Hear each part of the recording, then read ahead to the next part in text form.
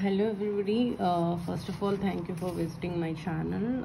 ఈ వీడియోలో ఏంటంటే మనం ఆల్రెడీ జోగినాయుడులో శాతవాహన యూనిట్ అయితే స్టార్ట్ చేసాము. ఆల్రెడీ 16 పార్ట్స్ అయితే నేను పోస్ట్ చేశాను షార్ట్స్ రూపంలో.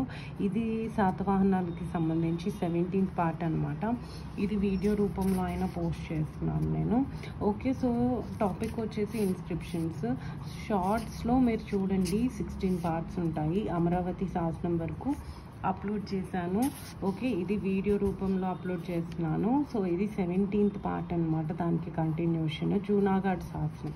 సో జూనాగఢ్ ఇన్స్క్రిప్షన్ అన్నది మనకి ఇష్యూ చేసింది ఎవరంటే రుద్రదాముడు. ఈ లాంగ్వేజ్ ఏం యూస్ చేశారంటే సంస్కృత్ యూస్ చేశారు. శాతవాహనులు మరియు ఉజ్జయిని క్షత్రపుల వైవాహిక అంటే మ్యారిటల్ రిలేషన్స్ కోసం ఈ శాసనంలో అయితే మనకు చెప్పడం జరిగింది.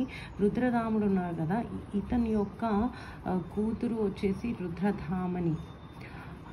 ఓకే, రుద్రధామనికను శాతవాహన కింగ్ అయిన వశిష్ఠపుత్ర శాతకర్ణికి ఇచ్చి వివాహం చేశాడు.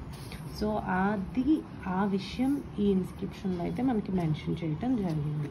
ఓకే, నెక్స్ట్ ఇన్స్క్రిప్షన్ అయితే మనము నెక్స్ట్ వీడియోలో చూద్దాము. This is part 17. ఓకే.